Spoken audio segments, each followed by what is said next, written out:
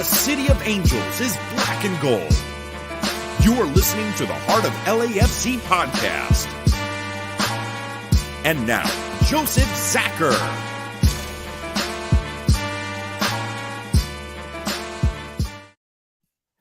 Greetings, Los Angeles. Welcome to episode 227 of the Heart of LAFC Podcast. For this episode, we're going to call it Rain or Shine for very obvious reasons. If you're in the 3252, you really know what that means, especially on this away day.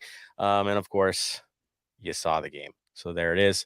Before we get into the mix, let me welcome back my crew today. The amazing Araceli. How are you doing tonight, Araceli? Hey, I'm doing good. I'm ready for St. Patrick's Day tomorrow. It's going to be an absolute blast. How about you guys? I got my green. I'm ready for it. I know most of you guys listening are probably going to check it after the live, so we're probably going to hit you on St. Patrick's Day, which is cool. Dude, he's got his. I got mine. Yeah. I'm going easy tonight. Hey. It's on. It's on. You're wondering why we're on Wednesday as well. That's because I'm going to go see Flogging Molly. There it is. Yeah, I'll throw that out there. If I see you there, awesome. I hope you're there. Yeah, 2-year hiatus for that one. So, yeah, it's back. Anyways, back to the football. Tony, how are you doing, man? I'm doing pretty well. I'm drinking my Guinness, getting ready for St. Patrick's Day, and getting ready for a good, quick, long road trip before I come back. And then you were watching, just before we went on, you were watching some crazy results from the CCL, right? So, yeah. So if New England won, it would have been the first time that pretty much Cruz Azul had to take the back for Mexican League to continue their winning streak over us. They eventually did lose thanks to Leggett, a former Carson player, literally field goaled it. I think he's trying to try out for the Rams right now with that field goal. But so now it's Pumas and Cruz Azul and what was the other team? New York, which had an easy bye, and Seattle. So we'll see what happens going into the finals and semis. Well, New York didn't make it look easy, that's for sure. Oh no, they almost did. They almost literally did the same thing New England did. Mind you, New England came in with a 3-0 lead into this game and blew that against Pumas, which Pumas is a good team, but not historically the greatest. Most people know Pumas from Hugo Sanchez when he played there because that's his team. He only and is literally what they're known for. But they blew it, and now they're out. Good on them. Part of me, and I told these guys earlier, part of me was like, well, maybe for the sake of LAFC, let them all choke, and then when we get back into it next year, we'll be the team to take that like mantle. So I'll be selfish on this one. That's fine by me. So yeah, let's talk about the weekend. Obviously, I'm back from Miami, as you guys all saw, having an amazing trip with 300 of my closest friends. It was about that many. It was wild. It was hot. It was cold. It was all over the place. People having one heck of a time. Best thing, of course, is that our side won. And so we'll cover that with you guys today because it was an atypical victory for us, not something that we're used to seeing from our side. You know, when we get wins, it's usually overpowering, and we lose games, it's kind of like what we saw in this one. But no, this was one of those games where we didn't have our best on display, but still somehow not even eked out, we took the win. And that's a welcome change. That's when you kind of know you're where you need to be in terms of overpowering talent in some cases, that even when you have an off day, you can still secure a result. And so that was beautiful. And so we'll break that down. Before getting into it, I did want to give a shout out to our brother Bam. He's not on tonight due to a medical procedure that he had earlier in the day. He'll be fine. He'll be fine, guys. But yeah, definitely we hope for speedy recovery and things work out for the best for him, and we'll get him back on as soon as we can. Wanted to also send our loves to our very good dear friend and brother Fresco, who's not feeling the greatest today. Obviously, he is missing his dad over a few years here, and so this is the anniversary of him losing him. So if you want to send out some love to Fresco, please do so. This week we also do have to mention that this is one of the anniversaries of us losing Mo. Yeah, I know. And so we're all hurting a bit there as well. no doubt. But we know he's with us. We definitely know he's with us. So we didn't need to say that.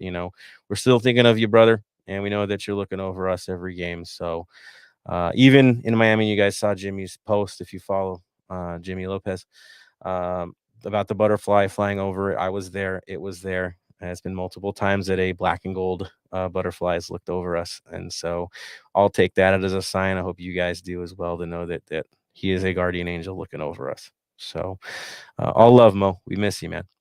So I needed to definitely share that. Also wanted to send a shout out to Christian Monroy. I know he's a longtime listener for us, man. We hope nothing but the best for you, dude. And definitely comment when you get the chance, when you can get back on here. So all love to you, sir. Tony, you want anything else to add before we get into the football today? Also, it's Jaime's birthday today as well. It's like I said, today's a really rough day for our black and gold community, just because we've lost a lot as well. And a fun fact about with it's like I said, this things happen for a reason. It's a weird thing, but like the coincidence of Fresco being connected with everybody today is also he grew up right next door to where Jaime lived. So take it Small that world. way. Well, yeah, exactly. Yeah. No, Jaime. Yeah, I miss Jaime too, man.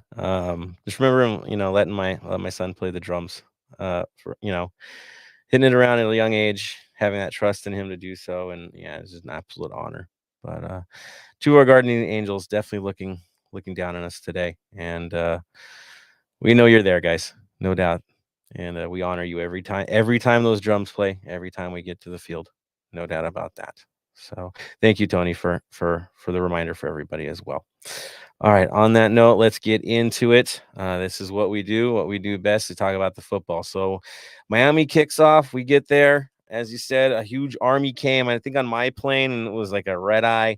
We had 40 on one plane, which was insanity in the middle of the night, waking up and doing it and getting off the plane. And you're just seeing people coming out, streaming out, and they're all LAFC people. It was really cool. So a little of a Fort Lauderdale takeover, and it just kept building, and we kept finding other supporters until game day. Just a giant party. Did want to shout out to Vice City supporters, Vice City Ultras in Miami, for hosting a massive party for all of us while we were down there, and that was awesome. Sharing some sounds, showing off our chants. Having a really cool concert as well at this indoor soccer center. It was really cool to see the unity. Even though we were playing each other, we were rivals the day after, from whistle to whistle. The appreciation of football and supporter culture and the brotherhood of sport won the day. And so that was beautiful to be a part of, and really does show a lot of hope for the culture here in the United States, to have groups coast to coast hanging out, sharing some ideas, some great food, and a couple beers in the process. So shout out to Vice City for hosting that for us as well. Come game time, party time, very interesting setup. Red hot weather, burning hot weather, lots of humidity, a little bit of a hard thing to play in, that's for sure, and hard thing to sing in as well. And those who were there can attest to that. But it was game time. We had to make it happen. Araceli, what did things look like? Who was lining up? Because it was a little bit of a different lineup for this week, wasn't it? It was a little bit of a difference. We finally had some roster rotation, which I don't think most of us are kind of used to seeing. For the starting lineup, Hollingshead, Henry, and Moon. We finally saw Moon. They joined Fall in the back line. The midfield, pretty much the same, with Sifu, Ilie, and Acosta. And then up front, Chicho joined Vela and Raito. So like I said, I don't think we're that much used to seeing some roster rotation, and it's kind of refreshing in a way just to see how it works, especially seeing Moon back, since there has been some discussions around his involvement lately. Yeah, definitely that rumor that we heard of recently. We were going to cover it, but we can throw it now. As you heard, he is rumored possible Pohang Steelers. Again, no confirmation yet on that. Does it have legs? Possibly. It's a World Cup year and a player doesn't get the time that he needs, he's going to look elsewhere, right? Especially if it's an area where he's going to be comfortable and get a look-see from the national team. It makes sense if that's going to happen. Do we want him to stay here? Of course we do. But, of course, you always got to watch out for what's best for the player. And if in his heart of hearts is time for him to move, then do what's best for all parties involved to make it happen. As Araceli said, it was a shock that he was even in the lineup for this game, right, Araceli? Oh, for sure. And Yeah. I think, and even with discussions aside, it's something that Sharundalo has said. I hesitate to say a few times because we've only seen him speak in a few press conferences thus far, but he does refer to the players as like tools in a toolbox, and that he adjusts the roster as he sees fit with each match. So I'm curious to see if we will see Moon again in the near future, despite, the discussions. Right. We just don't know where he fits in. And, if you've watched this game, wasn't the best game for him as well. We can just say it as it is. He looked rusty. That's for sure. He did get caught out at times. There was things to talk about there. So yes, where does he fit in?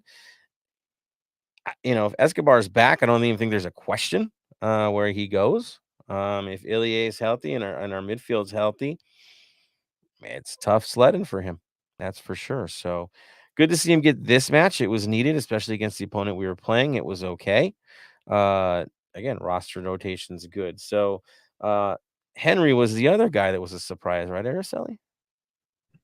I think it was a little bit of a surprise considering we haven't really seen him start for the last, 2 matches. But again, it's still very early in the season to kind of discuss where these guys fit. I think, with a new coach and I don't want to say a new roster, but with definitely a lot of new additions, like everybody trying to gel together and figure, positions out. It's gonna be a little bit of a process, and now we're 3 games in, and it's starting to look like Sharundalo has his system ready to go, but, only time will tell. Right. He has said he's not locked in. It really does depend on the lineup, but you're starting to see some things stand out. That's for sure. For me, of course, the guy that stood out even this game from the very beginning, of course, was Opoku. I think having him on the wing was special. That's for sure. Um, Vela, I think he labored again this match. I don't think there's any question there now. In terms of Miami's lineup, we talked about how they were having some issues with lineup and how it was a little bit difficult for them. Technically, they came out with a 4-4-2.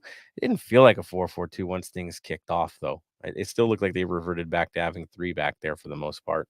A lot of isolated play, a lot of one-on-one situations. They tried to take the game to us. They tried to go toe to toe with us, that's for sure, but it was a slog of a match, and so, yeah, I think it was tit for tat just because guys weren't playing the positions on either side and people weren't holding shape to where they needed to. It was a messy half. And so their lineup technically 4-4-2, but there was still a lot of overlapping, and that really didn't always show. That's for sure. That looked a little more dynamic on their end. That's my take. Araceli, what was your take on that? Any differences in the lineup? Is pretty much what we were predicting, right?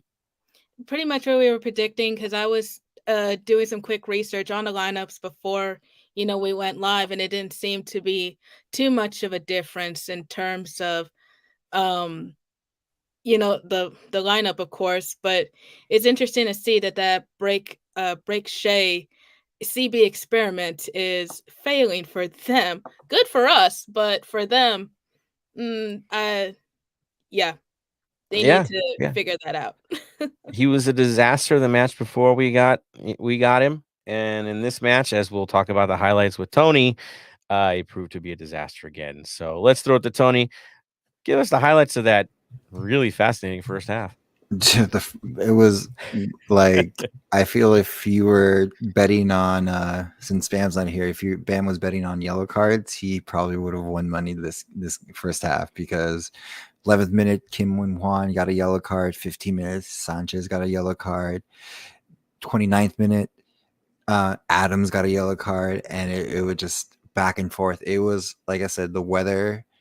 I think you would think Miami would have the advantage because it's their hometown. And as Joseph could probably attest, and he was telling us earlier, it was very humid the first half, very like dry heat, like it was just crazy. So it had to be a grindy game overall. It was gross, guys. It was gross. It was hard to breathe. I'll be honest. I could only imagine on the field how it felt for those guys. It's not something anybody can get really used to. You just have to labor through it, and they were laboring. Black kits in that heat, not the greatest thing in the world to be wearing, but it looked it. You know, it looked the part. You saw the bogged down weather. You saw the supporters struggling. We were struggling big time with it in the first half. It showed for everybody. Nobody was on their best thanks to that stuff. And yeah, choppy first half. I think that's kind of all she wrote, Tony, right? The real story was second half, right? Well, technically yes, technically no, because the 45th minute, that one. I was saving the best for last. Opoku scored, and it was a nice, like, almost kind of reminiscent of his goal again in the CCL. Very somewhat similar, but like very reminiscent of it. And he pretty much opens the goal scoring at the first minute, and it was in the 45th minutes to end the half. So going in, we were going really well. But it also, in more of a favored, we got Shea a red card, which it was, I don't even understand what was going on. It was just dumb. Really, it was dumb. Let's be honest. I don't know why he pulls him the way he does. So you give up a goal, man, like sheesh, versus a red card, and there's no question there's going to be a red card from that. He didn't even argue it. Nobody argued it. They knew exactly what happened there. Just dumb. That's what that is. You know, if I'm Neville right now, how do you trust that guy after that? 2 games in a row that he was the weak link. I don't know. It looks like a dead experiment to me. They've got to find something new, because if that's what they're going to try to ride out, they're going to be in last place. They're not going to be much of a competition for anybody. This is bad news for them right now. And so, yeah, he threw that away, and he kind of should have thrown away the game, to be honest, at that point. It didn't really prove to be the case totally, because we were still giving up opportunities and not getting to where we're normally playing. But the second half did show a little bit more light. And of course, with Opoku, I will say this, man, he has a great first touch. When he moves on somebody, like, forget it. Like, he's very, very dangerous, scary. And the finish was beautiful. The celebration was even more so. It was just good to see. Really good to see from him. We knew he had earned this, right? He had earned this. He's been the most dynamic guy we've had up top this season. I mean, outside of Villa's crazy hat trick, Opoku's the other story up top. So good on him. Well earned. Moving on to the second half, right? Exactly. And again, second half starts off, not even probably like 62 minutes in, Fall gets another yellow card. It was literally the like card fest of the day. And of course, also we also got a weather change for you guys, since you guys were so like the gods heard you guys were so hot and sticky. Let me give you some water to cool you guys off as well. So yeah. Let's make sure it's sideways too. Oh, and let's make it ice cold, even though it's been hot all day. The water must be ice cold. Let's do this sideways, at you, not behind you, at your face. Let's do this for the entire half. Of course, for us, I gotta be honest, it was fun. Painful at times, right? Because it's cold, rainy, but fun. And I think it was fuel. I know it was fuel for the 32-52. At that point, we exploded. Like, we saw everybody running away upstairs, like getting out of the rain, and we're like, nobody move, right? Let's do this. And they went nuts. We lost our minds that second half. Like 32-52, it was over the top, like over the top. And call to arms kicking out there, like anything to inspire. We started doing it. We dominated the show at that point. The other side, yeah, they were putting it up there, but man, at 300 we had, let it rip. It was great. It had to be inspiring for everybody, and I think it was inspiring for the team as well. I know it was inspiring for them to see what we were up to, because a little more urgency, I'd say, a little more oomph to the play, a little more bite is what we saw in the second half. Was it clean? Nah, it was not a clean game at all. Was there good flow? For the most part, no. But it was effective. They had to do what they had to do. It was pragmatic in its approach, and we earned our way. Tony, any big highlights for this that you want to talk about? I know there's one for sure. For sure, the biggest one is I'm going to butcher his name, so excuse me, because that's like I have to learn how to say it because it's a very hard one for me to say. It's together. Yeah. Ismail Tajiri Shradi. Shradi Yes. had a pretty much a free kick goal. I don't know how no one touched it at all to go in, because at first when I'm watching the highlights, I thought Moose put it in, or one of the forwards like had a tap on it, but that's his first goal for MLS, or not MLS, for the LAFC and the black and gold in a way, and it's a perfect way to kind of grind these games out. That was like the best thing, and I just, again, if you guys saw the power rankings, I don't understand them, and this is I think finally we can finally say that the MLS does not favor us at all at this point in time. I don't want to be in the power rankings. Ignore us until the playoffs, please. I don't want to be ranked anywhere. I don't want to look at that. I don't want to see it. I don't want to be part of it. I want to be the underdog all the way, even if we're not. Seriously. I don't want anybody reading that stuff. I don't want our players reading that stuff. We're not favorites. We're not favorites till we've won something. Simple. Got to have a different mindset. I got to say for Tajiri Shradi, he came in 70th minute, 82nd minute, he's got to go on a free kick. We knew he had a left foot. This is something we knew he had. I will say for the goalkeeper, though, making that step the wrong direction right when he was taking the free kick probably wasn't the best idea. Yeah, you shouldn't move before the shot, even if it's a distance. Obviously, that put him in a bad place to react. It was a seeing eye goal, that's for sure, but take it. And the celebration, again, outstanding. Everybody hugging the coach, everybody together. It was, the unity looked strong on that celebration. It was good to see. Even from a reserve coming in, except Tajiri Shradi, the way he played, I don't know how long he's going to be a reserve. He'll get more minutes, that's for certain. But good on him. Gets his first goal. That's one way to do it. I'll take it. And of course, you ride out into the sunset. Still a little bit more hammering and play, but was it pretty? Nah, not at all. Tony, you were watching it on TV. You probably got a better view than me from where I was at in the stadium. It was pretty wild up there.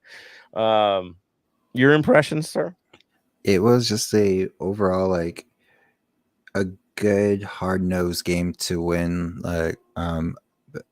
Again, we'll keep comparing this team to last year's team because this is the only comparison that we have, and especially we pretty much have about the same amount of players except for upgrading keeper, upgrading defense, and then we have players coming back off injury. So last year we would probably have lost this game somehow or tied it. But overall, we are at the moment gelling really well. It's still early to say how we're doing, but we picked up the points when we need to. And again, points matter moving forward just to keep us into the playoffs. It doesn't matter if we're first or eighth, as long as we get a ticket to the dance. We got a ticket to the dance and we can then go hard and stuff like that. But this is good camaraderie for the fellas to get an away win in the books. So that's my 2 cents on it. Get it out of the system, right? Araceli, your take on it? Tony, I gotta ask out of curiosity, since you watched it on TV, how was the commentary for the game? Because I watched the match through Twitter and the commentary was absolutely painful. Like, I hate to talk bad about broadcasters in general because I know it is such a difficult job per se, but the stuff that these two were talking about, like, it wasn't even really relevant to the game, especially when the storm started. I'm going to call it a hurricane because to me it looked like a full-blown hurricane. And one of the commentators, he like kept referring to it as like golden sunshine. I was like, what? Like, I'm from the Midwest, and I can admit when we have bad weather, but I would never refer to it as that. Oh, yeah, liquid sunshine, I think, is Or what liquid he said in sunshine, the that's right. highlights. So I had both. So I was at work and I had the Twitter one, and I could tell you I feel like this is like their, you know, when you have your first opportunity to like be a anchor or something, and then it's like you're trying your best, but you don't know your bells and whistles and stuff like that. So it was pretty horrendous. The Spanish commentary, of course, I feel there's no way that was one of the better one to do it, because they understand what they were talking about. They actually know the players and like stats and stuff like that. Well, unless you're talking European, British, English, that's the only time English commentators are going for it. But American commentators aren't the greatest. Even the pros are still are still not good. Max, of course, is from a Latino based like era, so it's like something in his system that does it really well. So that's why we have him as our main correspondent and everything doing for LAFC, because he brings passion into it, while other people sometimes just is very dull, very spacious, slow. And that was something that I had heard as well, was that the Spanish commentary was 10 times better, which, I do agree with. But unfortunately, I am one of those who can't speak Spanish fluently. So I have no choice but to listen to the broadcast on Twitter, so I can at least try to understand what is happening. And overall, if you're not listening to like Dave Denholm or Max Bredos, just listen to it on mute, because... Well, I will say this: Miami home games usually have Ray Hudson, which is totally awesome. I love Ray and all the crazy things he says. Really, I do. You've heard him. He does their home broadcast. Can't they just hire on the home broadcasters for these Univision English ones? Because really, dude, like, they didn't know what they were talking about. I heard the highlights, and it was painful to hear in the highlights. And it's always been like that when they throw it on Twitter. It's just weird, So, yeah, that's not selling the sport that well, is it? When it gets like this, just that doesn't help. It's kind of like picking fights at hockey games. It just doesn't work. Yeah. Had to go there. Anyways, good game in terms of results, not so hot in terms of performance, but it got the job done. I did want to give a shout out to Bryce Duke, who actually hung out with us at the post-game party. Did some pictures with everybody, kind of said his hellos. He's hurt right now. Would have loved to have seen him play against us. He's one of our formers. But great on him to come out and say hi to everybody and show some love for the 3252, and good all around guy. I think we all knew that ahead of time, right? Just showing it yet again. So shout out to him. Player performances, Araceli, who would you say was your top three, since I know Bam's not here to do it? Who's your top three? I'm gonna have to take a page out of our friends at Back to Back Podcast, or Shoulder to Shoulder, excuse me. Oh my, it's midnight my time. That's my excuse. It is midnight over here. Shoulder to Shoulder. I'm sorry, Jonathan, if you're listening to this, but I saw that they replied to Twitter as "Quando Mahala Apoku." Like, can we do that? Or okay, fine. My top three: Mahala, Ismail, and Crepu. Ooh, okay. There it is. I'm gonna say Sanchez gets my number one. Held it down. I mean, he was doing his job. That's the one guy I could say always was doing his job. There were times he was playing center back. He was everywhere.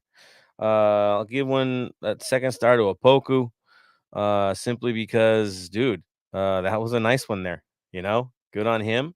And then I'm going to say Crepo, because Maxime had some hard plays in this. There was a lot of activity from him back there that he had to pay attention, because again, he's organizing 3 of 4 defenders different in the lineup this week. 3 out of 4 were different. That's not easy to do. And he kept them organized back there. So good on him for that. That's my 3. You could be interchangeable with me on these guys, because these guys were the ones holding it down on the day. So that's my choice. Tony, yours? Opoku, Ishmael, and actually have a tie for third. And I would say Max, of course, is one of them. And the other one is my dark horse is Rodriguez. He was putting in the work, as as much as he could. He had an opportunity for an open goal, but was fouled, which was a good foul by the defense. But if that was not pulled, then he may have had another. We would have been up 3-0, or we would have been 3-0 for the game. So Rodriguez would be my tie with Max. Just because of the activity put in on the day. There you go. Yeah, work rate was right for him. Some decision making was sus. That's for sure. Some untimely turnovers, but no, the work rate you can't fault. He's this season he's really had a good run out. I think. Yes, he's made mistakes. Yes, there's been technical stuff, but in terms of effort, in terms of hustle, in terms of being in the right places, he's doing it. He is definitely doing it. So good on you, Tony, for that one. All right, let's take it over to our comments. Let's get this started up with you guys. Again, throw it out there. We welcome it. We love it. Go for it. Of course, I'm going to shout out to Bam once again. He's on there with you guys today. Love you, Bam. Can't wait to have you back on, man. Beast in the mix. Good evening. He's calling it out for Hump Day. Yes, an odd Hump Day episode for us. Next week, we'll be back on Thursday, though, guys. I promise we'll be back to normal. Mark Lopez in the mix, checking things out. Beast is calling out the gator picture. Yeah, I had too much fun with gators on this trip. I told the guys I ate gator, hung out with gator, went to Everglades twice. Yeah, I kind of dig the swamp. I don't know. It's weird. Let's see. Beast. Cheers to Tony for LAFC being undefeated. There you go. Yeah, we didn't even say that. They're undefeated, people. Boom. One of the few.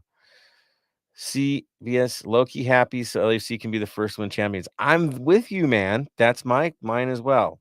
I agree. Catmania is back. You're right, Beast. So I'll thank Tony for Catmania. Beast also says speedy recovery to Bam. Thank you, sir. I see Bam saying he's with everybody tonight. Hector showing his love as well. Beast talking about Mo, says he's a good guy. His spirit is at the game, smiling from above. Dude, Mo, like I can't say enough. Really, for all the things he's done for the 3252 for LAFC culture. Keeping my head on straight at times when I was president as well. So good on him, man. We love him. It's all love here. That's for sure. Rasta in the mix says happy birthday to Jaime Cavillo. Yes, rest in peace, of course. CBFS 15. That Vice City party was dope. I agree, man. That was fun. Beast. Shout out to Black Army for streaming the unity between LAFC and Miami supporters. Enjoyed the back and forth chants and songs. Definitely, man. Thankful for Black Army for streaming that stuff up there. It wasn't me. I can't take credit. I was just enjoying myself at the event. Beast Shea did deserve the red card. Yeah, there's no question he did. He knew it. Bam wants to know our thoughts on Kim Moon Hwan. I know we mentioned it, right? It's if it's right, it's right. We get it. If it happens, thank you for your service. If it does, if it's not happening, then we need him to step up. Right? You guys disagree with that? It's pretty straightforward. Yeah. LAC Beast, Ted Uncle handed out quite a few yellow cards. He does that. He's usually gun shy when it comes to red, so to see a red from him was pretty cool. Get off my lawn's back in the house. There we go. Let's see. Oh, Beast says watching from home. The Miami weather looked brutal, windy, humid, and rain. Ugly weather. Dude, it got cold too. It got cold. Maybe it's because we were soaked. I don't know. It was cold. Edgar in the mix. Weather was horrible, but a great time for the supporters. It was, man. It was a total party. It was brilliant. Bam, seeing how bad weather was, having to wake up 5:30 and just sit in my comfortable bed and watch. The game wasn't too bad. Yeah, my clothes had took like 3 days to dry, but it's okay. Bam says a Poku for Golden Boot. Why not? I like this one from Beast. Beckham is probably thinking should have invested in LAFC. I believe he was there. I think we saw him there. Yeah. Bam, playing against 10 men isn't easy. Just ask Joseph when we play FIFA. Yeah, Bam only scores on me when he has 10. I don't know. I'm messing with you, dude. We have a really good back and forth. We're always going back and forth with FIFA. It's like an even run. It's pretty fun. It's better that way anyway, keeping it competitive. Beast, Poco's first MLS goal. No, right? No, I don't think so. Uh, I think it is. I was his believe first so. ever? Well, first goal Really? in MLS, because technically Oh he yeah, Champions League. That's true. Champions League That's is not true. MLS; it's more international. Yeah. So technically, it's his first LAFC MLS goal, but his second LAFC goal overall.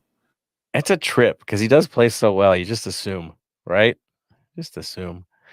Uh, let's see. Edgar, the rain was a cherry on top for that game. So much fun. It was nuts, man. It was nuts. Beast. I thought Janela had his way of celebrating the camera was focused on him. I like Beast. He goes, I'll go PG-13. Illinois power rankings are just stupid. Majority of teams above LAFC all lost. They don't mean anything. It's like the Coca-Cola ratings in FIFA. They don't remember those? Yeah, they don't mean anything either. Don't pay attention to them. Bam, they were the worst. Agreed. Get up on Shradi. That goal was beautiful. That goal was wild. That was a wild one, but it was on target, and that's all that matters. In crazy wind and rain, and it found its way home. So good on him. Already contributing to the side. Beast listen to Spanish. It always is decent there in Spanish. Let's see. Oh, here we go. Get off my lawn. Don't know what your thoughts are on the overall strength of the team. Honestly, though, I don't see us battle ready yet. We should have put up 3+ against Miami. We struggled getting momentum. Honestly, I think it was the conditions. I do. That was really hard to function. It was a real test. To come out with a win in that nastiness is a big deal to me, especially when 3 out of 4 defenders were out of the lineup. One striker was missing. Let's be real. That's a lot of changes to a lineup to still get a result on the road in MLS. And then this is cross country. Not making excuses, but MLS has a really good way of humbling you when you make cross country trips. It really does. Araceli can attest to this, right? Araceli, your team looks really normal when you travel cross country in this league. Oh yeah. The trips can either make or break the game, especially if the team travel on game day. Which I think LAFC did like the night before, and they had to go home the same day. Like quick turn. That ain't easy.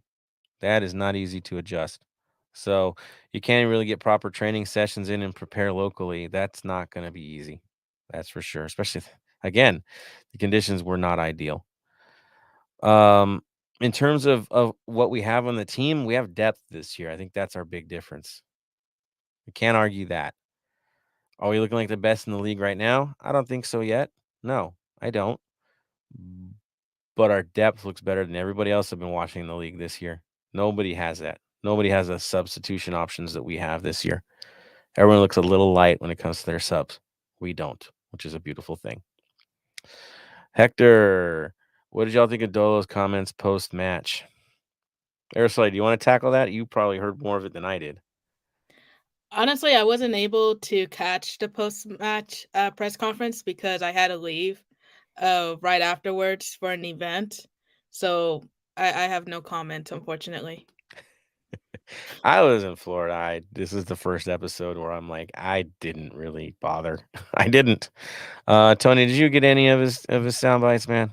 None so far. Again, like I was at work and then I had to it's been a crazy week. Just overall, I feel like again, Dolo's being him from his comments, he's still like people are questioning his coaching style and he's still defending it and everything. Again, it's still early in the season and we're still shaping of what could be. Again, it's not 3 years in, it's literally 3 games in. We're undefeated. I'm good. With lots of injuries already in odd situations. I'll take what we have and move forward. Come home and smash Vancouver, and then we're fine. Bam, go to the MLB road, pick the home or away commentators while watching the game. Like I said, if we would have got their home commentator in English, it would have been Ray Hudson. Yeah, that would have been cool. Imagine the comments there in that crazy weather. Oh, boy, that would have been fun to hear. So there it is. I'm with you on that, man. Let the guys that know what's going on talk. not these randos, for sure. Oh, good for Beast to bring this up. LSC will be on KCOP 13 English broadcast and Estrella TV Spanish broadcast again this season. A great deal set up by LAFC to be on KCOP 13. Access for everyone. Good news all around. Good stuff. Beast also says lots of LAFC games televised is good, plus games on Fox and ABC. Yeah, you're not going to miss much this year. They're everywhere. Because we're a team for the people. We don't have a paywall to watch games. Yeah, no paywall, but we do play games at 7 at night on Sundays. I don't get it, but I guess for TV, right? That's a TV thing. Hey, we're a draw. What can we say? Steve, we can sell out at 7 p.m. on a Sunday night while others can't sell out at any time. Just saying. And just certain reporters have to take pictures 45 minutes before the game even starts to try to push us down. Just saying. I wonder if he took any pictures at Staples Center yesterday. Just wondering. Reporters. Give my anyone know where I can get an LAFC Serape hat? I think you can get them outside the stadium, just like those cool gold chains everybody's wearing now.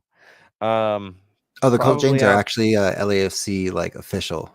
Are they really selling those things? Because man, they look like they're from the parking lot. Wait, seriously? Yeah, they're in HQ. Oh, I don't know. You have to talk to the people who bought it. I just saw that thing and I'm just like, no. That was brilliant. Whoever came up with that was brilliant because everyone's wearing those things. You've seen it, Araceli, right? They're just, man, they're everywhere. I've seen a lot of cool merchandise, and I already know when I come to town next month, I am just going to go broke just from the stadium alone with everything that came out, from the new kit to the shirts, the scarves. Are you talking about the women's new drop? Because that's actually pretty cool too. Oh, and the women's stuff. Should I mention now that I'm coming out in April to celebrate my birthday? So if anyone, There it is, everybody. Party in April. We're at a party in April. There it is. Araceli in the house. There it is. In the North End, I hope. In the North End. Yeah, it's going to be fun. That's cool. So look out for that, guys, when she's in town. Treat her right at the tailgate. That's rule number 1. There it is. Hey, Javier Jr. says, Florida weather always sucks. I was there for MLS All-Star game and I had the same wet, humid experience. It's just nasty.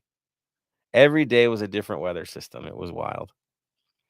Oh, I like Javier's take. Best rain experience was at the bank. Forgot how long ago that was. That was like the Dodgers were playing that night, too, during the weather delay. Yes, Tony? I don't know. I was just saying it was that season 1. That was the infamous Day of the Dead scarf that everyone's still trying to get, that they re-release, and then still trying to get as well. That's somewhere back there. I think that one. There it is. There you go. Yeah, that Day of the Dead scarf is like that was that big rainstorm, everything. Is that the same game where you had the in-stadium waterfall? I believe so. Yes. Yeah. So I remember seeing that on Twitter. Yeah, the first 5 rows had no covers. Everybody else kind of did behind us in the North End. So I was one of the geniuses. And it was there was lightning, I think, in the area. And we just stood out there like geniuses and went, whatever, let's play a game.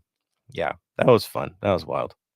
And yeah, the Dodgers. I just remember the Dodgers vividly in that one because that was the thing to watch during the rain delay. It was playoffs. That's why. Boo. Yeah. Javier, nice when the depth steps it up too. Exactly. Carlos C. Steve's comments were spot on. In short, he said he's happy for the points, but there's still a lot to work on. Agreed. It's early. Wasn't happy with how the team played, but also acknowledged the weather conditions. There it is. Ellis needs to do a men's bomber jacket, a request from Beast. A bomber jacket. I wouldn't mind that. I think they did sell one before, but I'm not 100% sure because I think I've seen that design somewhere before. So I don't know. Satin. I have one of those. It's it's almost like a starter jacket. I have a couple of those. Mitchell and Ness drops those. Yeah. But yeah, an actual bomber jacket, that would be cool. Get off my lawns on board with that one. Ooh, Beast, good call, man. Since Araceli is repping that badass shirt, non-LSU related news, Angel City FC announced their home and away schedule, and this Saturday they play their first game in history in the Challenge Cup. That is true. Is it San Diego they're playing? Is that who they're playing, guys? I'm actually gonna talk about the scheduling towards the end of the show. I was gonna mention it, but Just throw it now. Might as well. This is your perfect segue. Perfect time. He's talking about it. Perfect segue right there. Yes, if anyone follows the NWSL, Angel City FC just released their season schedule today, actually. And, well, actually, the whole league did. And for ACFC, the first match is, I just had it up. When we bring it back up here, here it is. Yes, their first match is March 19th for the Challenge Cup, and they will be playing the San Diego Wave. And the season opener, like the actual season, oh goodness, I have it all mixed in with my Whitecaps stuff here. Here it is. Friday, April 29th, they play at the Bank. You guys need to go check them out. I think it'll be awesome. If you haven't already seen the merch in the stadium, I don't know if they put out new merch this season so far, but I know last year that's where I got this shirt from, because this was actually when they had announced Christian Press as the first signing. So I am very excited to see, this team. I am excited to see it too. I can't go to a whole lot of games, but I'll go to as many as I can. I got my polo shirt ready. I'm ready. I'm dressed and ready for this thing. Let's make it happen. So Challenge Cup should be fun as well. Yeah, Tony. I would say the question is, Araceli, are you going to go for the doubleheader weekend of rivalry week at the Bank, which is first is us versus Carson, and then it's Angel City versus the Wave? I just saw that. It's like towards the end of July, isn't it? Yep. July, I believe it's July 8th is the first game for us, and then they're on July 9th. So are you if I'm able to make it back out, I'll be there. That's going to be a busy weekend. Yeah, it is. Yeah, it is. Sounds like fun to me. All good things. As long as the Los Angeles teams end up on the right side of the results, that's all that matters. So there's that too. Ooh, Edgar Corral is calling it the Anthem jacket. Yes, that one did look like a bomber jacket. Agreed. Let's see, Wolf in the mix. Good evening from Wolf. B says you're thinking deep, Tony. Well, I was trying to remember if there was new Angel City merch when last time I was at the HQ. That's why I was like, is there? Because it's like they've changed it up so much since the last time we've been there. So, because like if everyone who's been to the HQ, on the right hand side when you come in used to be the opening for fields and everything. So now that's closed down. So I was trying to remember if there was any new Angel City stuff out there. I was so into the jersey last time. The jersey release, I didn't notice. I mean, I got mine already, and you actually get some good deals online, and they usually like pin specials and stuff if you buy online from Angel City. They have a lot of promos, so you might win on that as well. So that too. That's where I got my stuff online from them direct. Beast doubleheader, brilliant. Agreed. All right, there are the comments from everybody. Let's move into club and community news. Tony, what have you got for us, sir? So, of course, tailgates coming up this Sunday. So early morning tailgates. So again, drink responsibly, hydrate very well, and again, I think the weather is going to be cold again, but I'm not 100% sure because again, LA has been changing from very cold to very hot, and yeah. And then of course, we also have the Empire Boys are holding a I believe it was Empire Boys, or I think I forgot. I'm gonna look it up. I'll post it on our Heart of LAFC. They're holding this Friday. They're holding a chant kind of refresher for everybody who wants to get to know what the chants are, because there is a couple new chants out there that most people haven't heard just yet. So just be on the lookout for that. The other thing, of course, I always have to mention is 3252 membership. I'm going to beat this with a dead horse. If you haven't signed up already, just sign up, especially with the Carson game coming up. in a couple of months, and I know that is one of the hardest tickets to do, but if you want to go, that's the first list. They'll see you ask for a ticket. Let me see if you're on that list on the 3252 membership. You're not, I'm sorry, can't come. So again, keep going with that. And I believe that's it for for LAFC news and comments. Besides, of course, which you guys already told us is Channel 13 is going to be showing the LAFC games from now until the end of the season. There is one more thing to promote. We just got this from our good friends at the Black and Gold Vinyl Club. Friday, March 18th. Yes. They at the Blipsy Bar. They're going to be doing the BCVC Volume 1. So basically, you're going to have an event at the bar. They'll be playing some music, choice music from DJs, of course, Soul Libre, Wilton, and Rasta Gary. Love you, Gary. All good, man. Thank you for supporting us. 21 and over, no cover, 8 p.m. to 2 a.m. Should be a lot of fun. It's celebrating the launch of their new T-shirt. Yes, a new Black and Gold Vinyl Club T-shirt. Well, that would be fun to wear on this show. I'm just saying, I gotta get my one of those. Right, it'd be super cool. No, so, I got something for them. This is actually kind of a perfect segue for them for the 32 because it's like I do have a record container old school box, but in the measures of you, it's a container with all my scarves. So this is it's a collab with if you'll notice the name, Sub Pop. It was a collab with Sub Pop, and it's a record holder, and I would use it for my scarves. So there it is. Which I'm looking at the poster right now. Oh yes, that's right. It's a crate.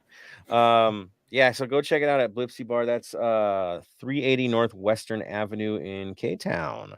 So again, it'll be this Friday, March 18th, 21 and over, no cover charge. Check it out, people. If you can get there, man. It sounds like it's going to be a really fun event. Again, shout out to the Black and Gold Vinyl Club. We love promoting what they do. We love the music. Why? Because we also do the Black and Gold Vinyl Club Minute as we promote our favorite music, interesting music. Last week, we took kind of a diversion with a new band we've never really promoted before, but again, under the circumstances with Ukraine and then being under attack, I felt it was perfectly fitting to promote Ginger.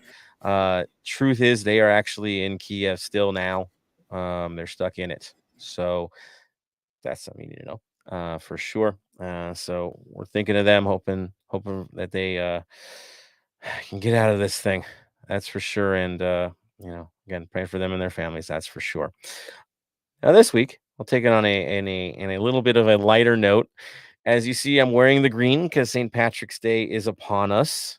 Yes. So for most of you, when you hear this episode, it's going to be on St. Patrick's Day. For the rest of us, we're pre-partying. So I have decided for this week, yes, it's going to be Flogging Molly for this episode.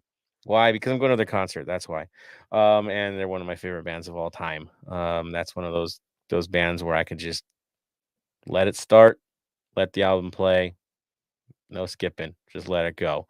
For me, multiple albums I could have promoted for this one. So I think for me, Drunken Lullaby is probably the big conversion album, right? If you're into it, that's the one. Classic songs in there. Some of their biggest hits are on that one. Swagger, of course, is the album before that. That's awesome. There really is not a bad album from them. Check it out for sure, especially if you need to get some sounds tomorrow for St. Patrick's Day. I couldn't think of a better choice. For you that'll be out there at the concert, I will see you there. It will be a lot of fun, that's for sure. Again, 2 years, I've been waiting to see this happen again. So yes, it's on. So there it is. That is my choice. Tony, you like Flogging Molly, right? Of course, who doesn't? It's like honestly one of the most like when you think St. Patrick's Day or anything Irish, they're like the first to be brought up, like The Departed. Like, what song do you hear in the opening of when you hear that song? Oh, that's Dropkicks, though. Ooh, sorry, Dropkicks there. Yeah. See, Dropkicks and Flogging Molly are very similar, and just like it's again, I mess them up and I apologize for that. But Flogging Molly is like one of also my favorite other bands. So it's like you don't really like it's it's a good pump ups like band just to listen to, just whatever you're doing. Oh, dude. Yeah. Drunken Lullaby is like that song. I don't care how many times I hear it. It still drives me crazy every time I hear it. Even my kids are now into this. So, I'm getting that the evil eye from my daughter because, she can't go to the concert tomorrow. So, oh, well, a little older, but definitely it'll be a concert she'll get to see eventually. Yeah, again, can't go wrong. Love the music. We'll always love the music. It's beautiful. Araceli, you into that sound? I mean, you're actually going to be celebrating St. Patty's Day tomorrow, as you mentioned. So you might be hearing a little Flogging Molly in the process, right? Oh, I have no doubt Flogging Molly is going to be playing somewhere tomorrow. I'm excited to go to the annual Kansas City parade tomorrow morning, the St. Patrick's Day parade. And similar to how Flogging Molly hasn't performed in 2 years, the same with everything over here. For those unaware, here in Kansas City, it's like a huge tradition to go down to Westport, which is an entertainment district, and they host this. It's like a 2 mile long parade. Everybody participates in it in one way or another, and then afterwards, it's like this huge party in this district, and we have like a lot of Irish pubs. So they begin at like 8 in the morning, I believe, and they'll go all the way till almost midnight with live music, specials. It's going to be a great time. I can't wait. There it is. I'm happy for you. Parades are always fun, especially St. Patty's Day parades. They're just wild. So good on that. Again, be happy we can celebrate these things again, guys. It's good to see things opening back up again. It's a relief, that's for sure. All right. So on that note, let's segue back into the football side of things and talk about our preview of, yes, our match against the Vancouver Whitecaps this Sunday at 7. Wow. Yeah, we're playing these guys. Tony, what is going on with Vancouver, man? Doesn't sound like good news. There's a reason why we have Max. They are in shambles at the moment. The good is we get to see our boy Tristan Blackman, one of the very first picks up for LAFC, and of course the infamous scarf moment that will never ever let Mr. Don Garber live down. Best moment in LAFC history. Mind you, also the 5-3 trouncing of Carson as well. But again, that is still in the top moments. The bad is they literally defensive wise, they're not the greatest. As much as they did pick up a good person in Tristan Blackman, there's still a lot of confusion back there. And then the ugly is they're coming off a loss, not gonna lie, it was against Houston. So it's kind of going to the question: is Houston that good, or is Vancouver that bad? Well, I mean, what's their record, sir? I believe they haven't won one yet. Maybe they've tied. Let me go check real quick because it was just, again, watching the highlights for that game, it was just so kind of horrendous that I'm glad that they did so bad that we got Max Krupu from them. Yeah, so they're winless. Yes. They're winless. One tie, 2 losses, 1 goal for, 6 against. Am I seeing this correct? Yep, 1 That's goal it. for, and that was the last game too. And it was a nice cross into Cavallini. That's it. They got 1. Okay. 6. They're -5, people. -5 on goal difference. That's all bad things. And a can of bad things on the side. Yeah, they're in trouble. I will say this. You said the good, the bad, and the ugly. You know what else is ugly? Their lineup situation. They do like to play 3 in the back still, even though they've had 1, 4, and 6 against. They're sticking with 3. And it changes between a 3-4-2-1, a 3-4-1-2, a 3-1-4-2. They're sticking with that 3 though. That's the only consistent thing. And then they try to play things out wide. That's what I'm seeing. When it's 1 up top, it's Cavallini. When it's 2, it'd be Cavallini and Caicedo up top. But the back line is trippy. Like their goalkeeper is Hasal, but then they've got Blackman, Veselinovic, and Youngworth, I believe, is their back line. Now, if y'all know Youngworth, y'all remember how people tend to run circles around him, especially when he's in San Jose, and him always being the doghouse with Almeida. That's what they're relying on. I feel really bad for Tristan right now because I'm looking at mobility, and he's probably the only mobile one they have. It's pretty interesting to see. I expect more from them, but that's it. Midfield, if they go with the 4, you'd probably see Tybert, Owusu in the middle, Dahome on the left, and Gutierrez on the right. Again, if they're going to have those 2 sitting up high underneath Cavallini, it would be Gald and Ville, and then Cavallini up top. Cavallini is like their constant, and it's the one guy that is dangerous, that's for sure. Yeah, I mean, that's really what I'm seeing from this lineup. Not a lot of changes out of that. They just kind of move bodies around.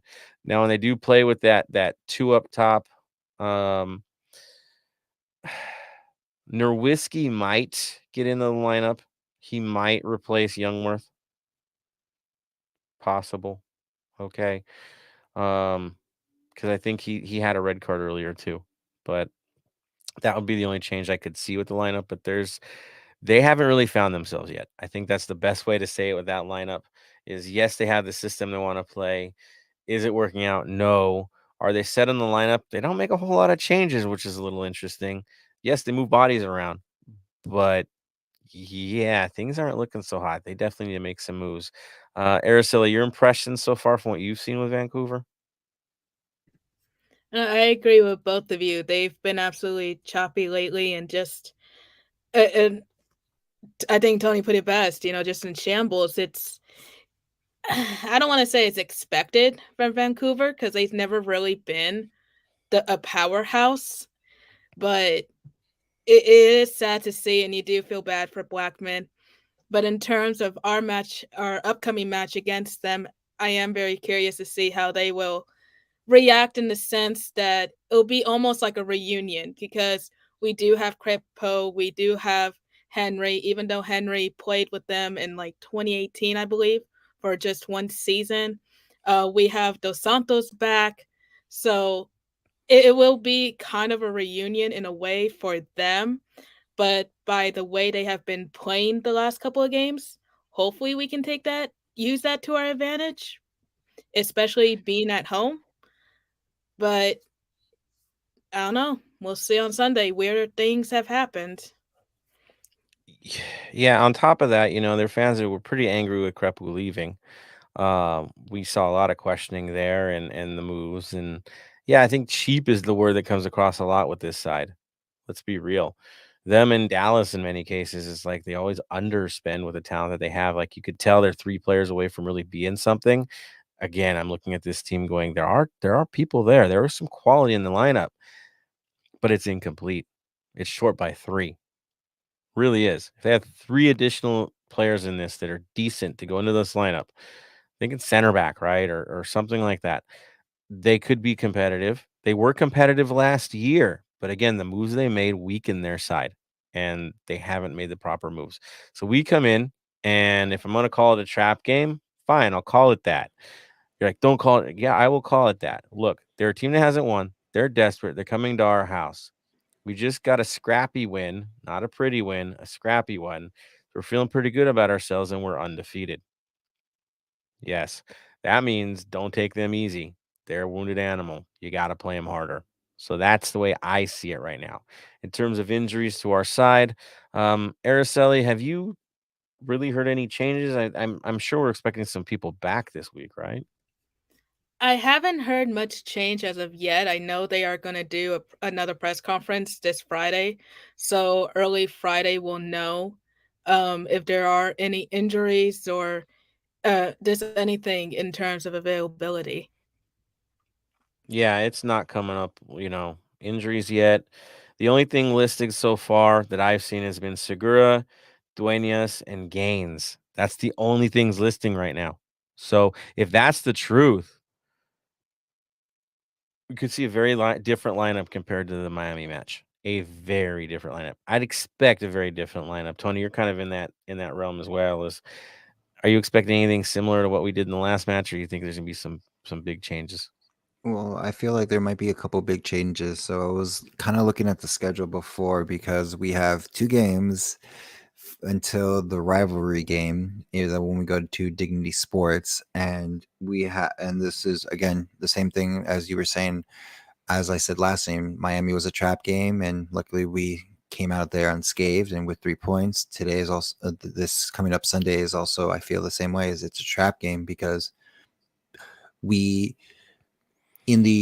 say this, in the old Bob era, when we came to a team that was in the bottom of the tables, we would fall into their way of playing because we felt we were so much more dominant, and we fall into them and gave up points to end up tying or losing that game. But I feel like we might have some change ups a little bit just to figure out who the quote unquote official starters are, or are we just going to keep changing things around just game by game to figure out the system? Because of course there are the starters who will start all the time, like Vela and Sanchez at this point.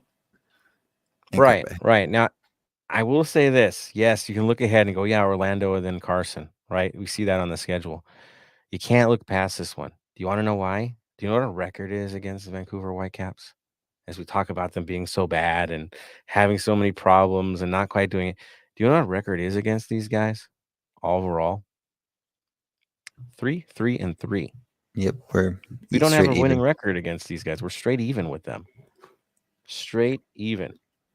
I mean, last time we played them, we drawed them, and then they beat us in August. Yeah, there's that. We don't line up well, and I think the year we got the Supporters Shield, I think we lost to those guys that year. Like it's just this is one of those teams that has a weird way of matching up to us. In many cases, you could say like last year was Max, and now he's with us.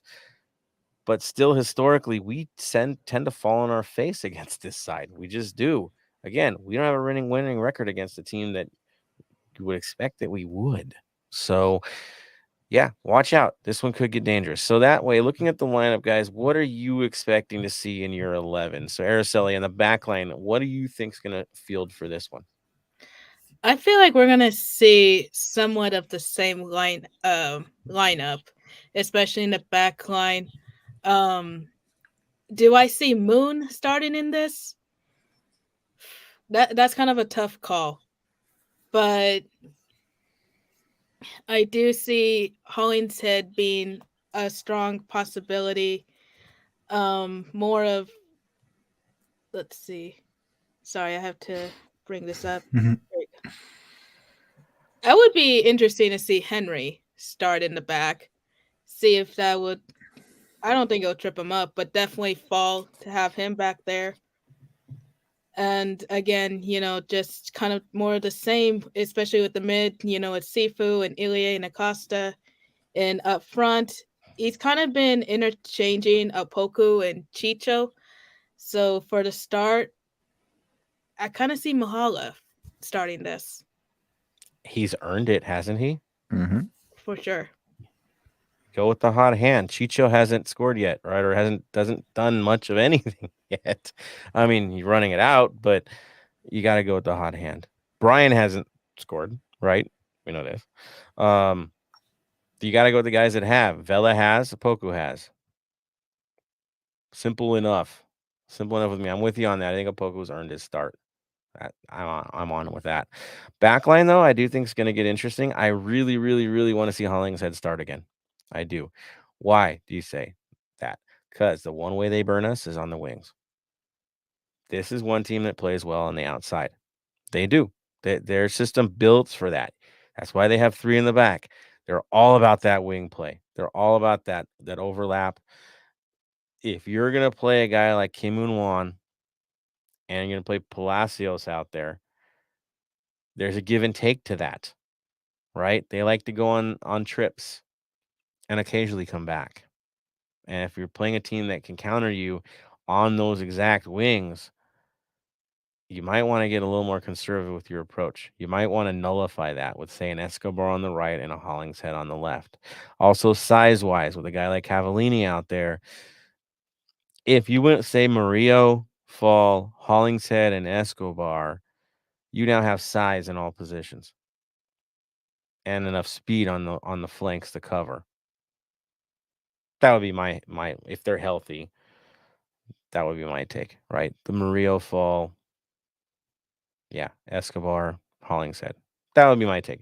We'll see what happens. Again, since there's been shifting of the lineup, it's hard to predict. Tony, what do you think we're going to see out there on the back line? I'm with you with Hollingshead. If we have, because I'd rather have him on the right. If we have Palacios, so that way we have a give and take. So Palacios can run up forward and Hollingshead can stay back. In the middle, I would probably Fall is pretty much in anyone's of our lineup. He's always going to be one of the main starters because there's no way of taking him out. And the next position next to him is always going to be entertaining until Segura comes back, and then it becomes a very big question of what happens moving forward from then. But as the moment, I would probably put Ibiaga in there as well again, because he's, I don't know from West-wise, but again, he's a very defensive defender and doesn't move up too much. And with Palacios, we all know he loves to move up before and can burn us. So, and with Vancouver burning us a lot on the wings, that's perfect to do kind of a false 3 in the back with Palacios moving forward. So you think if Escobar is available, he probably won't start just because he hasn't been playing?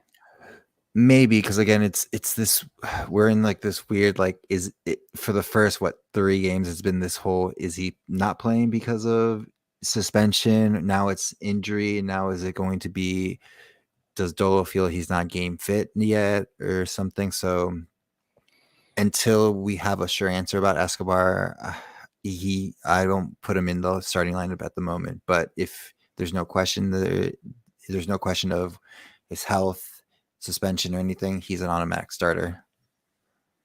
And if he's not, then Hollingshead shifting to that side and Palacios getting the left side is fair enough.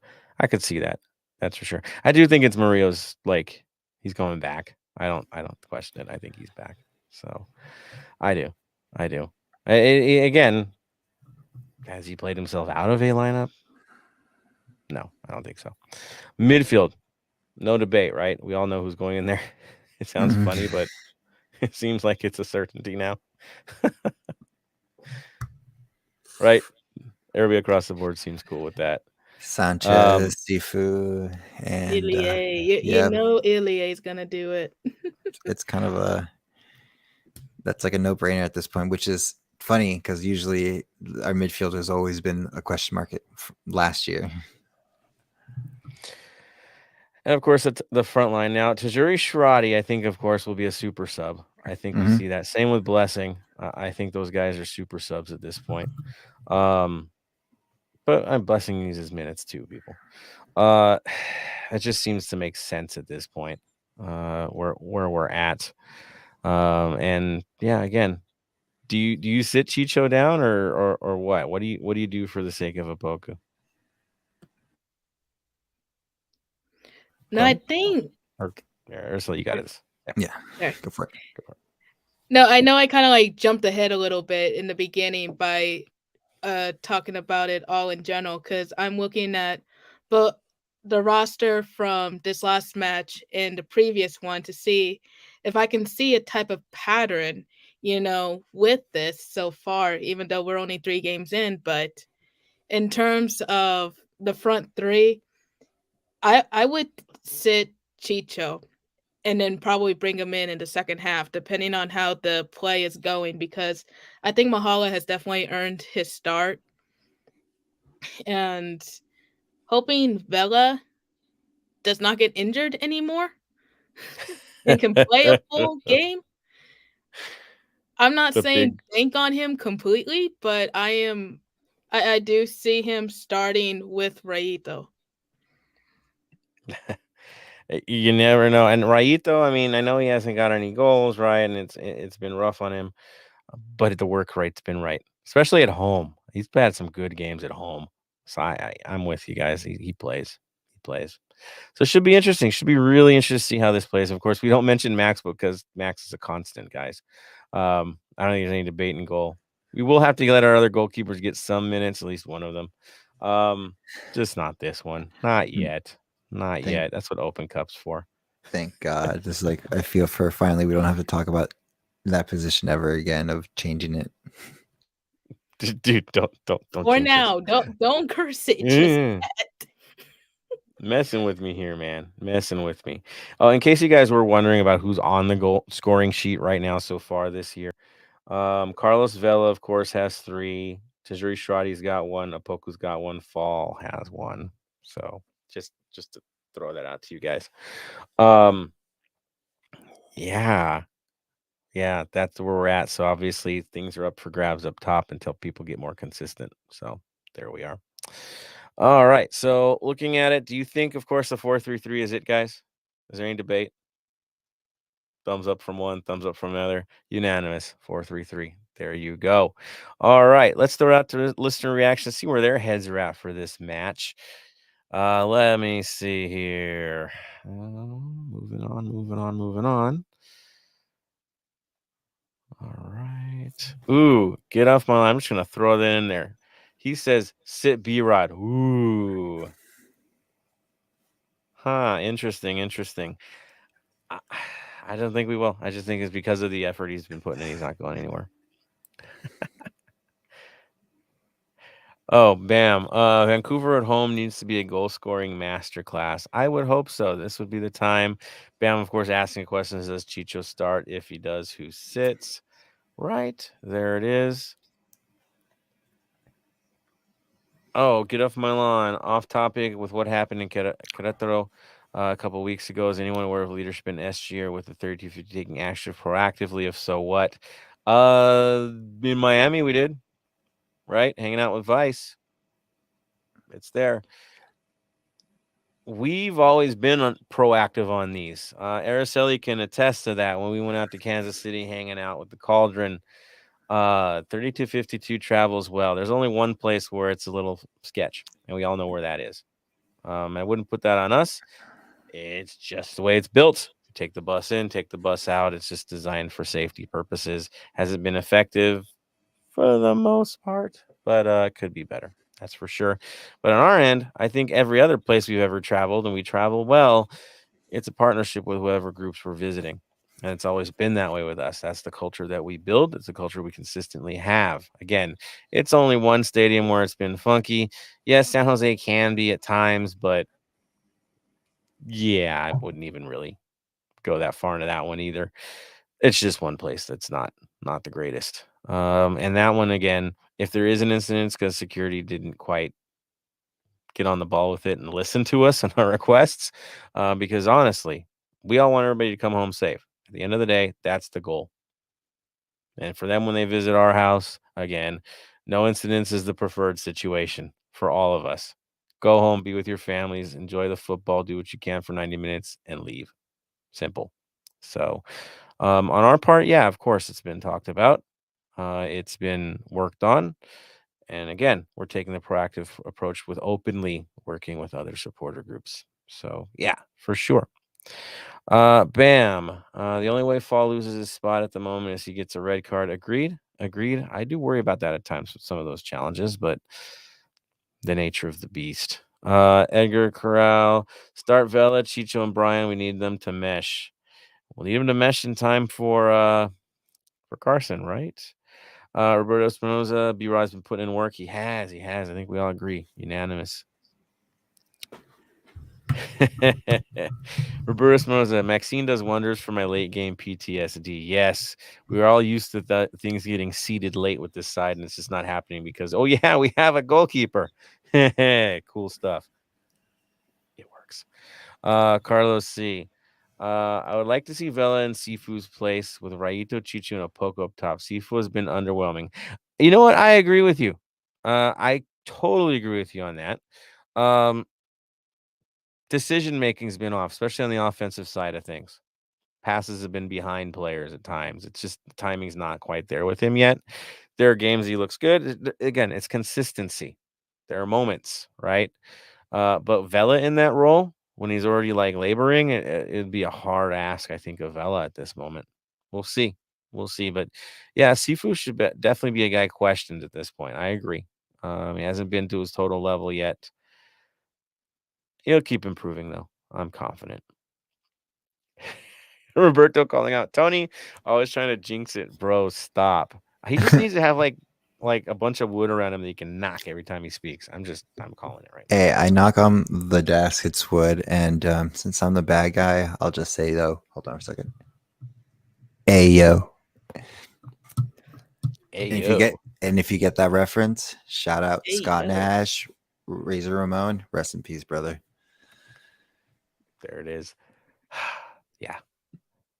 Dig it, dude. Good move. Gotta say. LSC Wolf 4-3-3. Yep. The standard. Carlos C. It's Vela, Chicho, Rayito. Chicho has to play the 9 with no rotating to the wings. Wings have to play off of him. Our boys love rotation. I don't see that ever changing. Especially Vela, when he's on, he wants to play all positions. They really do take turns on these guys. And if it's Youngworth, dude, you want the speed on him. He ain't the greatest. You need to go at him. That's to me the weak link. We had Shea last week. This week it's going to be Youngworth that you have to go after, without a doubt. So I expect some movement. Bam's blaming it on Sifu's new haircut. He's got to match the game with the haircut. I agree, man. You're gonna do that. You want to stand out. Yeah, you gotta step up. I'm with you on that. Roberto wanted to ask again about Kim Un Hwan's possible trade. Nothing's confirmed, man. The rumors are out there. They seem consistent. Again, it's a World Cup year, so I'm not surprised. I'm not. And he's lost his starting job. Yes, he started last game, but it's tough sledding for him if he wants to go to the World Cup. Getting partial play time with us ain't gonna get him there. So I could see something happening. That's for sure. We would make money off him for sure. Like I think the rumored is that they want $1 million for him. So this would be the first one that we would get something in return for a player that we want to invest in. Yeah, if we make money, it makes sense. Maybe got another soldier coming in. I don't know with this team. We'll see. Edgar Corral, wouldn't mind Blessing starts this game over Sifu. I'm with you on that. I'd be cool with that too. I'm fine with that. It wouldn't hurt us. Blessing as a super sub is so dynamic. We'll see. We'll see. But yeah, Blessing needs the respect too. I get that. LAC will Vela with another 45-minute Granger again. Are we talking about just like the struggling or the madness of getting a hat trick in the first half? I'm thinking you're talking hat trick. Could you imagine if he did it again? This is the team to do it. I gotta say, you're playing Vancouver and they're struggling. If he was gonna go nuts, this would be a good one to go nuts on. This would be a good one for B-Rod to break the duck. I'm looking forward to that moment, really, because he's been hungry to see him do something, and this could be that game. Of course, he'd have to burn Blackman, guys. Don't cry. To get into there. So we'll see what happens. I thought B-Rod was going to break it last week. In my head, I was like, I think he's ready. I think he's ready, and it didn't happen. But we'll see this week. It's there for sure. All right, guys. Thank you for their comments. Right on, you guys rock. All right, let's bring it into it here.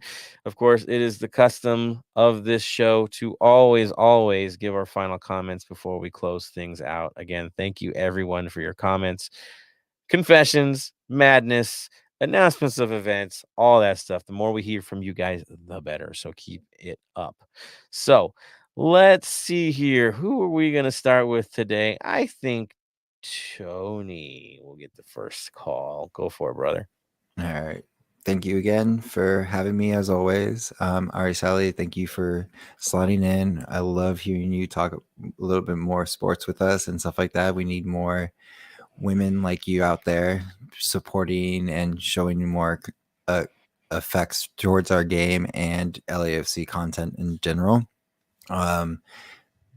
Be safe out there tomorrow, you guys. If it's Valentine's Day, St. Patrick's Day, and of course, green beer, green shots, Jello shots, all that stuff. It's all fun and dandy, but the main part, the most important part, is for everyone to get home safely. So if you are unable to drive, call an Uber, call a Lyft, call your friends who are home and didn't go out. They're probably AAA will probably be doing the same promotions they always do. If you need to be picked up in your car, just call them. They'll pick you up and move your car with you to your place. But overall, just stay safe so we can see you at the game on Sunday. And then, of course, same thing, drink responsibly and let's have fun. Let's get another 3 points so we can keep climbing that table faster and faster. I think AAA does that tipsy toe setup. I think you're right on that one every year. So, guys, there's so many alternatives other than driving home impaired. Don't do it, people. There's so much on the line. Just don't go there. We want you guys all home safe and everyone around you safe as well. So be responsible tomorrow. That's for sure. Or tonight, I know, for you guys listening to it on the recorded pod. Or Bam. Good stuff, Tony. Or Bam. Yes. Yes. Because he's ahead of us right now. He's actually in St. Patrick's Day, probably. Well, unfortunately, he can't be able to drink because he's dealing with his the issues he's dealing with. But if I know Bam, if he could, he would. Yeah, it's getting a medical procedure today, people. Again, pray for Bam for the quick recovery, discovery, and yes, all around recuperation. So love you, Bam. Again, get well soon. On that note, Araceli, you have the floor. As always, thank you guys for having me on the show. I'm excited to join you guys this season and hopefully make some more appearances as the season goes on. And of course, it is 1 a.m. my time, so it's already St. Patrick's Day. So happy St. Patrick's Day. And as Tony and Joseph has already said, I will say it again. I hope everyone enjoys the day, have fun, and be safe. Please be safe. Take an Uber, call AAA, call a friend, call a family member.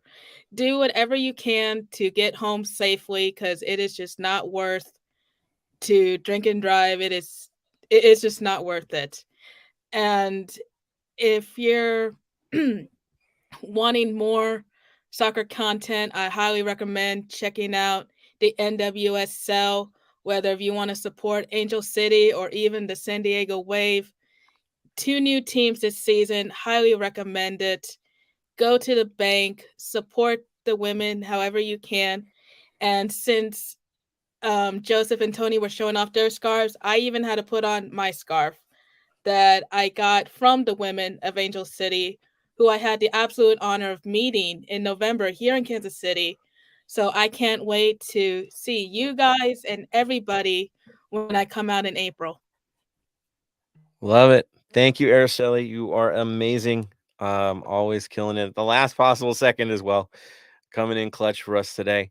And speaking of women's empowerment and women in sports, I do believe this weekend, this game is going to be a special event. And it will be Women's Empowerment Night, I believe. I believe so, yes. Something about capo stands, Tony, right? I'm hearing that could be super cool. So if you've ever thought about standing in a capo stand, reach out to your local capo. I'm just going to say that. Don't want to tip any hats here, but when it's a Women's Empowerment Night, it is tradition. So definitely reach out. Bug Tony, you see him. Sorry, Tony, I'm throwing him at you. Throwing the crew at you. So there it is. Reach out to your local capo and arrange things for sure. So on my final thought again, it's thanking all of you guys. That's the critical. That all you guys put in to this show, contributing, adding, Araceli, Tony, Bam, Fresco when we can actually secure him. Ben, happy birthday, Ben. It is his birthday today. That's right. It's Ben's birthday. He went to the Kings game last night. An eventful one, right? And I had to. I can't help it. It's just so rich. yeah, so Ben's birthday. So again, show him love as well. Bug Tony about Capo stuff. Show some love to Araceli and all that she writes for us and contributes. Again, we're beyond thankful for all the support you give to us. On that note, I know the comments are still, I see you guys still talking. It's cool. Keep it up. The discussions are highly encouraged. From me to all of you guys, again, thank you. Love to y'all. We'll see you this weekend at the bank again, 7 p.m. kickoff time. And of course, stay safe on St. Patty's Day, people. Of course, to close it out, we do our tradition. So, word of the day, Araceli. Stay golden. Tony. Stay golden. And from me to all of you, stay golden, Los Angeles.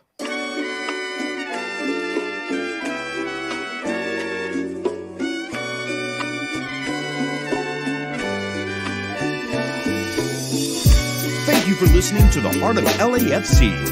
Make sure to leave us a rating and review on iTunes or Stitcher. Shoulder to shoulder, the black and gold is taking over.